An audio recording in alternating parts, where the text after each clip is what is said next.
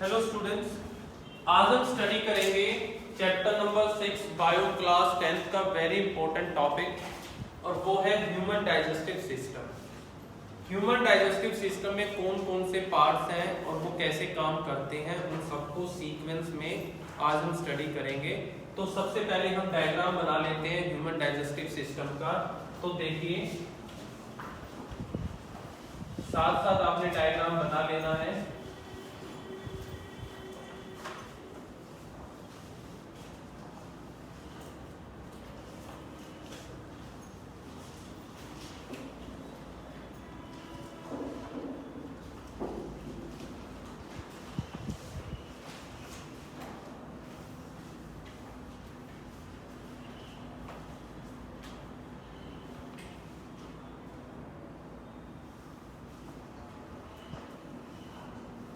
ये जो हमारे पास सबसे पहले हमने बनाया है, इसकी मैं लेबलिंग साथ साथ शुरू कर देता हूँ। ये हमारे पास माउथ है, जिसे आप बुक में देखोगे तो आपको बक्कल कैविटी लिखा हुआ नजर आएगा इसमें। जस्ट उसके नीचे ही आपके पास सैलिवरी ग्लैंड्स है हमारे पास।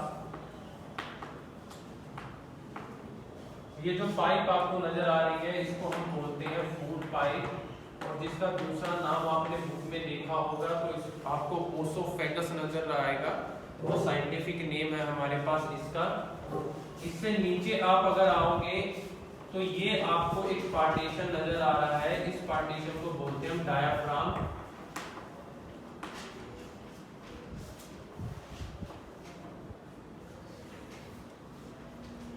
ये है हमारे पास स्टमक, ये है हमारे पास पैनक्रियास, ये है लार्ज इंटेस्टाइन। थोड़ा सा और इसको ड्रॉ कर लेते हैं, इसमें हमने स्मॉल इंटेस्टाइन नहीं बनाई अभी तक।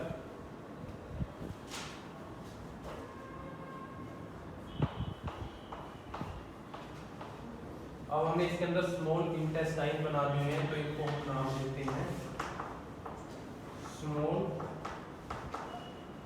इंटेस्टाइन। ये हमारे पास एनस। इधर अगर बात करें तो पहला ये हमारे पास आ जाता है लार्जेस्ट ऑर्गन लीवर। इसके बीच में ये यहाँ पर है गॉल ब्लैडर, और गॉल ब्लैडर से ये यहाँ पर एक पाइप सिस्टम है। थोड़ा सा मैंने बड़ा करके आपको डिटेल में दिखाया है। इसको बोलते हैं बाइल डक्ट। तो ये हमारे पास मेन जो है, आप इसको थोड़ा सा डार्क कर सकते हो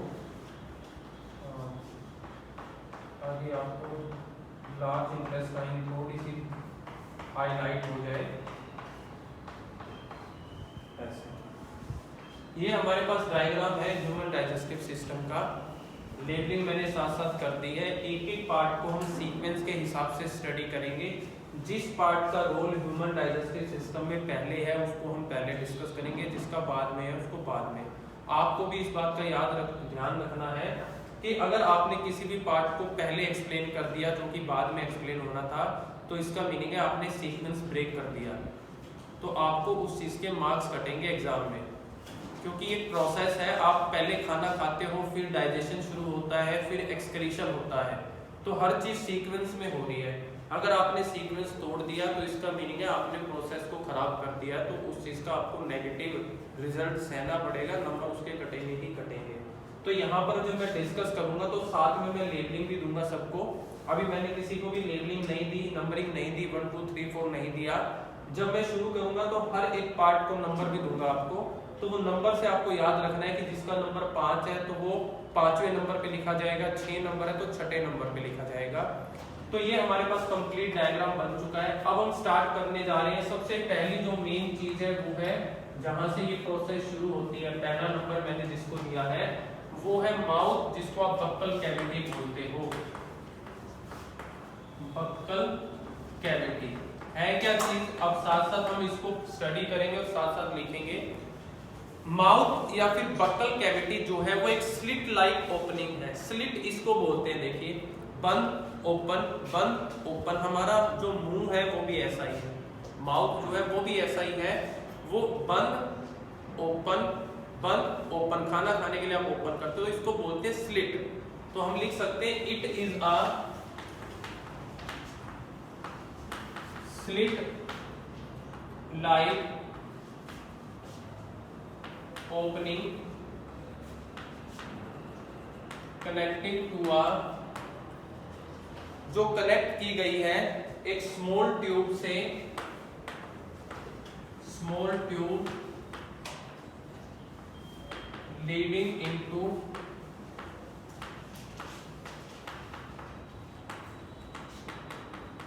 बक्कल कैविटी। देखिए ये एक स्लिट लाइक ओपनिंग है जो एक पाइप के थ्रू जुड़ी हुई है, इस पाइप से जुड़ी हुई है ये ओपनिंग, यहां से अंदर की तरफ कह सकते हो, ये यहाँ पे पाइप के थ्रू जुड़ी हुई है। और ये पाइप कहां से लीड करना शुरू करती है, यहीं से शुरू होती है pipe, connecting to a small tube या pipe leading into buccal cavity, जो बक्कल कैविटी से ही शुरू हुई है। ये हमारा पहला पार्ट जहां से आप खाना मुंह के अंदर लेते हो। उसी में आपकी जीभ के नीचे सैलिवरी ग्लैंड्स होते हैं जो एक लिक्विड पैदा करते हैं जिसको आप सलाइवा बोलते हो। जब भी आप कुछ खाते हो तो मुंह में पानी अपने आप आ जाता है। वो पानी क्या होता है, वो आपने जो खाना खाया है उसके अंदर मिक्स हो जाता है, उसको थोड़ा गीला कर देता है ताकि आप उसको इजीली चबा सको। गीली चीज को हमारे दांत इजीली चबा के उसके टुकड़े कर सकते हैं, एज कंपेयर टू अगर कोई सूखा और रफ चीज आपको दे दे खाने चबाने को, उसमें टाइम लगेगा आपको। तो इसलिए इसका काम होता है जब भी खाना आया ये ग्लैंड्स जो है वो लिक्विड पैदा कर देते हैं मुंह में, वो लिक्विड मुंह में उस खाने के साथ मिलता है, फिर आप उसको इजीली चबा सकते हो। उस लिक्विड को सलाइवा बोलते हैं, ये आपने पहले भी सुना होगा कहीं ना कहीं। तो जो सेकंड पार्ट है हमारे पास, मैंने नंबरिंग दे दी उसको, ये इस प्रोसेस का सेकंड पार्ट है, तो अब हम इसके बारे में पढ़ेंगे। सेकंड है हमारे पास salivary glands. These are present in mouth and produce a fluid called saliva। अब ये काम क्या करता है, which mix with food to make, वो खाने के साथ मिक्स हो जाता है क्या करने के लिए, उसको और स्मूथ बनाने के लिए, to make it smooth for swallowing, चबाने में जिसको आसानी हो, निगलने में।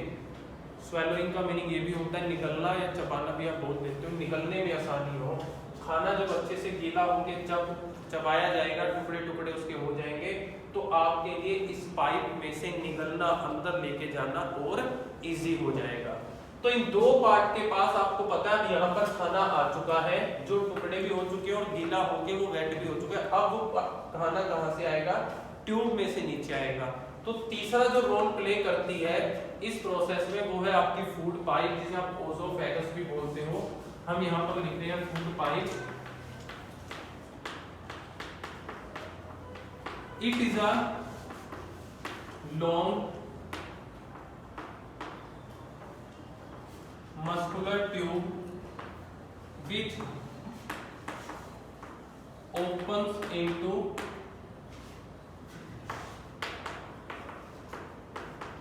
stomach। ये लॉन्ग मस्कुलर ट्यूब है, ये एक ट्यूब है जो जाके कहाँ ओपन होती है, स्टमक में ओपन होती है। यानी कि ट्यूब जुड़ गई स्टमक से, तो चौथा जो नंबर आएगा फोर्थ प्लेस पे जिसको हम स्टडी करने वाले हैं वो है आपके पास स्टमक। स्टमक क्या है आपके पास, जिसको आप हिंदी में पेट बोल देते हो, वो सिर्फ इतना सा हिस्सा है। लेकिन अगर आपसे कोई पूछे कि पेट कहाँ है आपका, तो आप पूरे को दिखाते हो, ऐसे बोलते हो ये सारा पेट है, पर ये सारा पेट नहीं है। इसको तो हम एब्डोमिनल कैविटी बोलते हैं, एलिमेंट्री कनाल बोलते हैं। स्टमक जो है, पेट जो है, वो तो इसका एक छोटा सा हिस्सा है। इसका काम क्या है हमारे पास, ये एक खाली जगह है हमारे पेट के अंदर, खाली गोडाउन है। जब भी आप खाना खाते हो तो सारा खाना यहाँ इकट्ठा होता रहता है, क्योंकि जो आपकी डाइजेशन प्रोसेस है वो साथ साथ शुरू नहीं होती।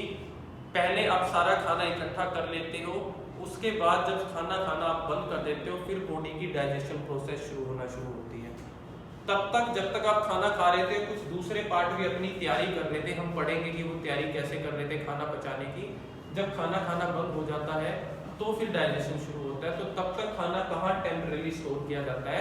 स्टमक में। आपने नोटिस भी किया होगा, जैसे ही आप पेट भर के खाना खाते हो, पेट आपका फूल जाता है खाना खाते ही, लेकिन आधे 1 घंटे के बाद पेट जो है वो नॉर्मल हो जाता है। तो जो पेट आपका फूल रहा है एकदम, खाना खाते ही पेट थोड़ा सा बढ़ गया, उसका रीजन ये था कि जब आपने खाना खाया वो सारा खाना कहाँ इकट्ठा हो रहा था? स्टमक में इकट्ठा हो रहा था, इसलिए आपको पेट का साइज थोड़ा बड़ा हुआ नजर आया। उसके बाद जब खाना डाइजेस्ट हो जाता है तो वो यहाँ खाली हो जाती है जगह, फिर दोबारा वो जो है वो नॉर्मल पोजीशन पे आ जाता है। तो चौथा जो पार्ट हम डिस्कस करने वाले हैं वो है stomach. It is a J shaped में होता है ये थोड़ा होलो ऑर्गन, खाली है, विच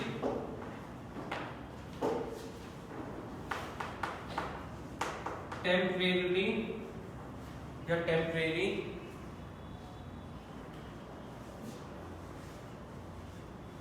stored food for short period of time, जो थोड़े समय के लिए खाने को अपने अंदर स्टोर करके रखता है, वो है हमारे पास स्टमक। अब इसने खाना स्टोर कर लिया, आपने खाना खाना बंद कर दिया, सारा खाना आ चुका है यहाँ पर। मैं कंपैरिजन करके दिखा रहा हूँ एक प्रोसेस से। आपने एक फैक्ट्री लगाई, उसमें आपने कोई प्रोडक्ट बनाना है। आप सबसे पहले क्या करते हो? रॉ मटेरियल लेके आते हो। आपके पास सारा रॉ मटेरियल गोडाउन में आ चुका है। अब आपने फैक्ट्री लगाई है, तो क्या आप खुद ही मशीनों पे काम करना शुरू कर दोगे? नहीं, उसके लिए आपको जरूरत पड़ेगी लेबर की। तो खाना आ चुका है, तो क्यों ना अब हम लेबर के बारे में भी बात कर ले, उन चीजों के बारे में भी बात कर ले जो इस खाने पर काम करके आपको प्रोडक्ट निकाल के देने वाले हैं, जो उस रॉ मटेरियल को मशीन के पास लेके जाने वाले हैं। यहाँ मेन मशीन कौन है? ह्यूमन डाइजेस्टिव सिस्टम में जहां पर खाना डाइजेस्ट होता है, जो खाना डाइजेस्ट करती है वो है स्मॉल इंटेस्टाइन। ये है मेन मशीन। यहाँ जब खाना आएगा तब खाने का डाइजेशन शुरू होगा। अभी तो हमने रॉ मटेरियल इकट्ठा किया, यहाँ पर खाना आ गया। अब हम लेबर्स की बात कर लेते हैं। जो पहला लेबर है जो ये काम करता है वो है लीवर। तो 4th नंबर उसको दिया, तो 5th नंबर पे हमारे पास आ जाता है लीवर। लीवर हमारे पास सबसे लार्जेस्ट ऑर्गन है बॉडी का। लिख लीजिए, it is the largest organ of body. ये बॉडी का लार्जेस्ट ऑर्गन है जो upper side of abdominal cavity में पाया जाता है। ये है अपर साइड, अपर साइड पाया जाता है, which lies at upper side of abdominal cavity. ये ऊपर पाया जाता है। इसका काम क्या है? ये अपने में एक लिक्विड पैदा करता है जिसको हम जूस बोलते हैं। वो जूस एक तरह का एंजाइम होता है। बच्चे पूछते हैं जी एंजाइम क्या होते हैं? आपने जो खाना खाया वो बहुत कॉम्प्लेक्स फॉर्म में था, पहले उसको हमें तोड़ना है सिंपल फॉर्म में। तो खाने को या खाने की कॉम्प्लेक्स फॉर्म को सिंपल फॉर्म में तोड़ने के लिए जो मजदूर लगाए जाएंगे, जो वो काम जो करेगा वो एंजाइम ही होती है। एंजाइम का काम होता है कि खाने की कॉम्प्लेक्स फॉर्म से उसको सिंपल फॉर्म में कन्वर्ट कर ले। एंजाइम पहले से पेट में मौजूद नहीं होते। जैसे ही आपने खाना खाना शुरू कर दिया था तो लीवर को पता लग गया कि भाई खाना आना शुरू हो गया है, तो अब हमें थोड़ी देर के बाद एंजाइम की जरूरत पड़ने वाली है खाने को तोड़ने के लिए। तो उसने क्या कर दिया? यहाँ पर जूस पैदा करना शुरू कर दिया, यानी कि एंजाइम पैदा करने शुरू कर दिए। वो जो जूस लीवर पैदा करता है उसको हम बाइल जूस बोलते हैं। तो यहाँ हम लिख देते हैं, it produce a liquid it produce a liquid called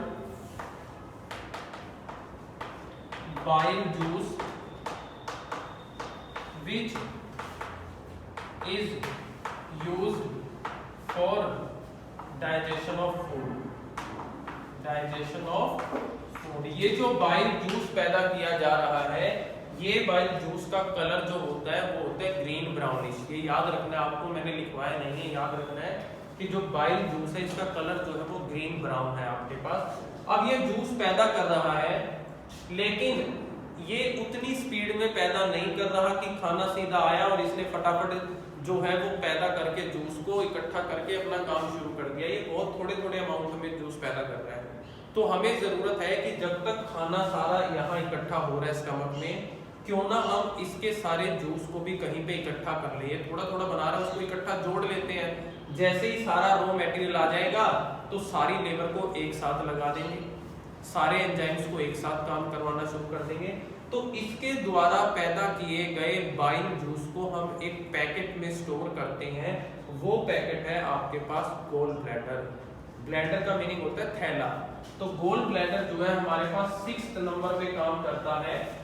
और अब टाइम आ गया है कि हम रिमूव करें इसको ऊपर से। देखिए 6th नंबर पे या इस डाइजेस्टिव सिस्टम में जो क्वांटिटी काम कर रही है, जो पार्ट आपके पास काम कर रहा है, वो है आपके पास गोल ब्लैडर।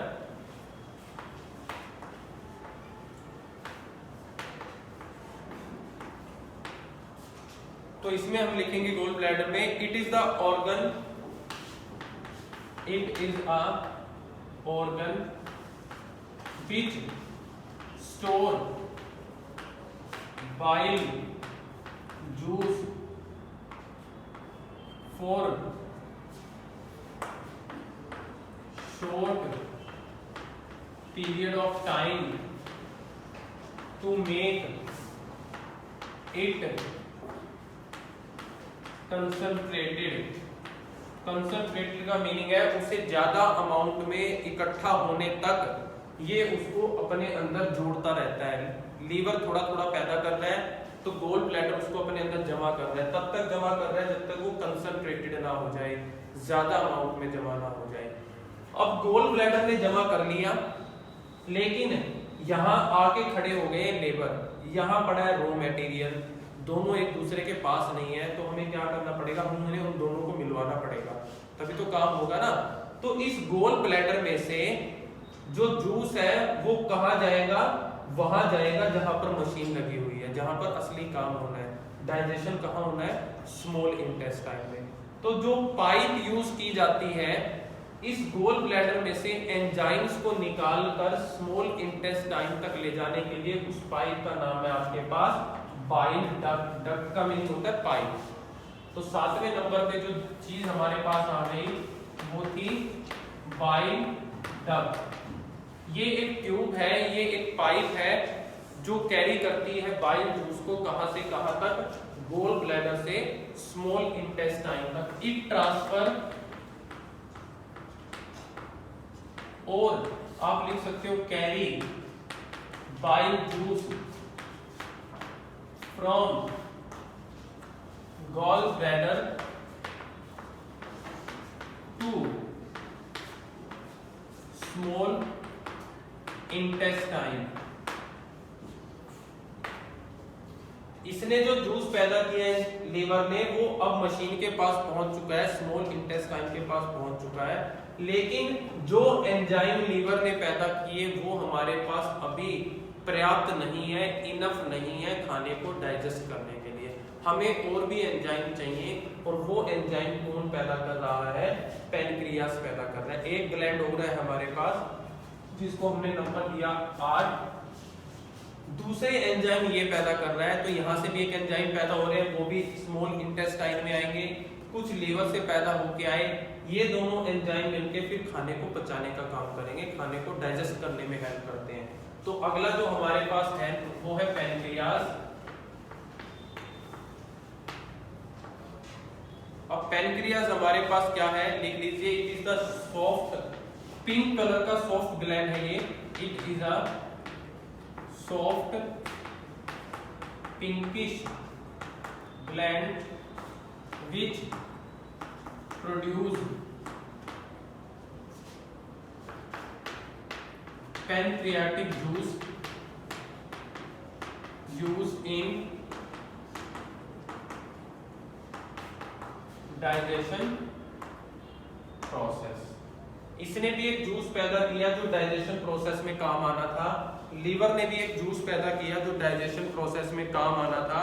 तो अब रॉ मटेरियल हमारे पास आ गया है, वो भी अंदर आ गया स्मॉल इंटेस्टाइन के, और दोनों जूस भी स्मॉल इंटेस्टाइन के अंदर आ चुके हैं। अब मशीन चालू होगी। इतने स्टेप करने के बाद, 8 पॉइंट्स रीड आउट करने के बाद, अब तक बॉडी में डाइजेशन प्रोसेस जो है वो शुरू नहीं हुई थी। अब डाइजेशन प्रोसेस शुरू होगी। अब जो मेन हमारे पास कंपोनेंट है वो है number 9, small intestine. Small intestine, छोटी आंत जिसे आप बोलते हो, हमारी बॉडी का सबसे लॉन्गेस्ट पार्ट है। आपके पेट में छोटी सी पाइप की फॉर्म में इसको मोड़ तोड़ के फिट किया गया है, कोयले की शेप में फिट किया गया है, और इतनी लंबाई है कि अगर पेट से निकालकर बिछा दे तो सैकड़ों मीटर बिछ सकती है, सैकड़ों मीटर तक बिछ सकती है। लंबी, इतनी लंबी पाइप है जिसको मोड़ तोड़ के आपके सिर्फ पेट के अंदर फिट किया गया है। तो आप इसको लिख सकते हो, it is the largest organ या largest part of alimentary canal which is fitted in small space by coiling करके मोड़ तोड़ के उसको छोटी सी जगह में फिट किया गया है सिर्फ। अब ये वो जगह है जहां पर डाइजेशन होने वाला है। तो आप लिख सकते हो, it is the site of complete digestion. सारे का सारा जो डाइजेस्ट होने वाला है खाना वो यही होने वाला है। इसके 3 पार्ट हैं जो डाइजेस्ट करने में काम करते हैं। इट कंसिस्ट ऑफ, 3 पार्टों के मैं नाम लिखने जा रहा हूं। It consist of duodenum, jejunum and ileum. 3 part है, डियोडेनम, जेजनम, इलियम। पहले 2 पार्ट तो खाना पचाने का काम करते हैं।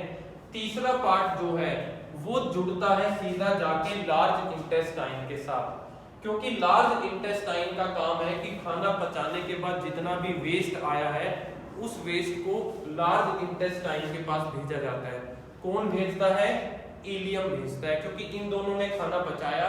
खाना पचाने के बाद जो वेस्ट आपकी बॉडी में आ गया उसको इलियम आगे पास करता है लार्ज इंटेस्टाइन में। तो अगला जो पार्ट है हमारे पास वो है 10 नंबर पे लार्ज इंटेस्टाइन। इसको स्मॉल और इसको लार्ज इसलिए बोला जाता है, इसकी लेंथ ज्यादा है, इसकी लेंथ कम है। इसकी चौड़ाई कम है, इसकी चौड़ाई ज्यादा है। देखो, इसकी चौड़ाई ज्यादा है, इसकी चौड़ाई कम है, ये डिफरेंस है। तो 10th नंबर पे हमारे पास आ जाता है लार्ज इंटेस्टाइन। तो हम लिख सकते हैं, ileum further connected to a wider part। Ileum जो है यानी कि इसका लास्ट पार्ट आगे जाके एक चौड़े पार्ट के साथ जुड़ जाता है of alimentary kanal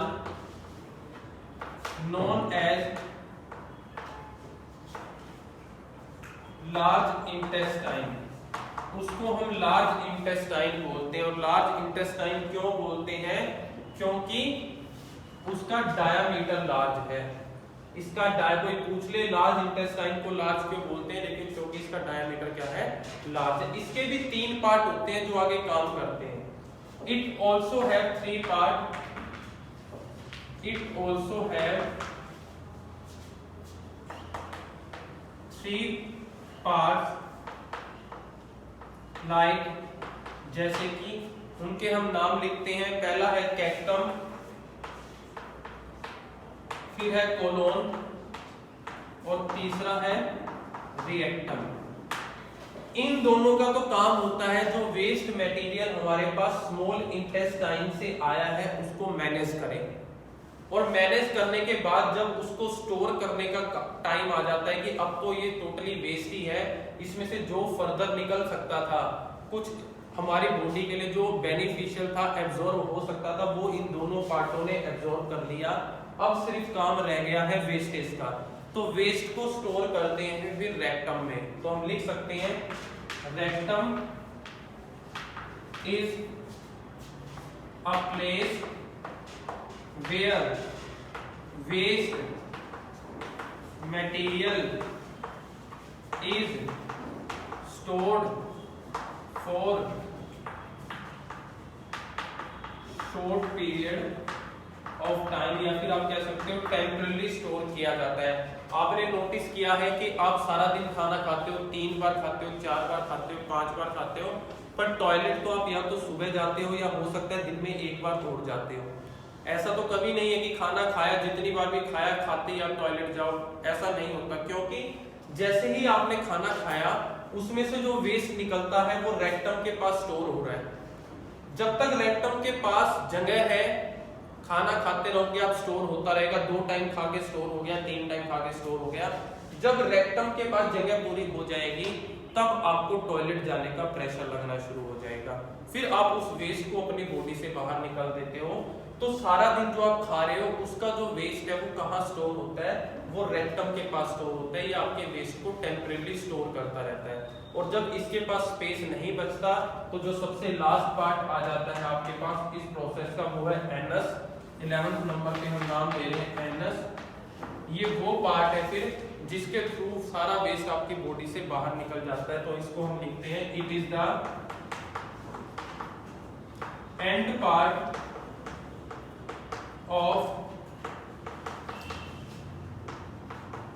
alimentary canal which helps in exit of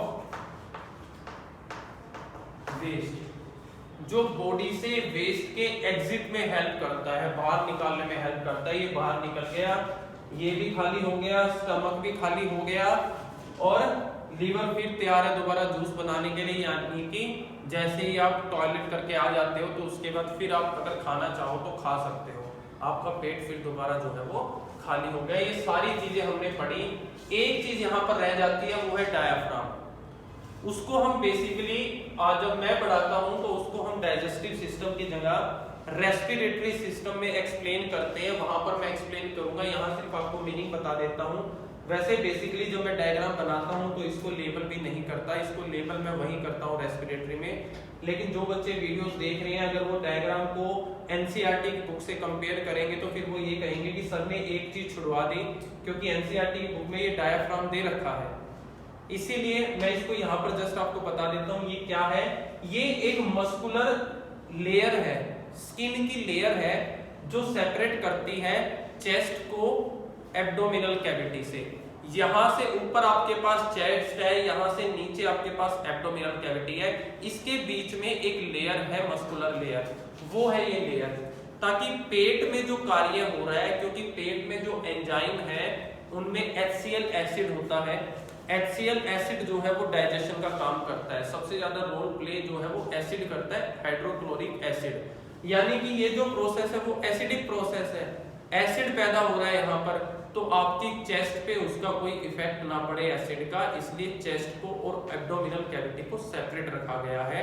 और वो जो सेपरेट रखने का काम है वो ये लेयर करती है, डायाफ्राम। इसको हम करेंगे जब हम रेस्पिरेटरी सिस्टम करेंगे, इसलिए मैंने इसको लेबलिंग तो दी पर इसको नंबर नहीं दिया, क्योंकि इसका अभी यहाँ पर इस प्रोसेस में कोई भी यूज नहीं है। तो टोटल हमारे पास 11 नंबर थे जो मैंने इस डायग्राम के अकॉर्डिंग चीजों को दिए। आपने 11 के 11 नंबर इसमें देख लिए, घर जाके आपने इनको अच्छे से रिवाइज करना है। टोटल 5 नंबर का क्वेश्चन आएगा, डायग्राम भी बनाया जाएगा, लेबलिंग भी होगी और आपको सारा एक्सप्लेन भी करना पड़ेगा। वहां पर कोई डायग्राम के आपके पास हेल्प बुक नहीं होगी। तो आपने हर चीज की प्रैक्टिस सीक्वेंस में करनी है। एक भी सीक्वेंस टूटा तो आपको पता है हमने स्टेप वाइज चीजें की हैं कि अब क्या हो रहा है, इसके बाद क्या हो रहा है। अगर आपने एक भी सीक्वेंस तोड़ दिया तो वो क्वेश्चन आपका वहीं पे गलत हो जाएगा।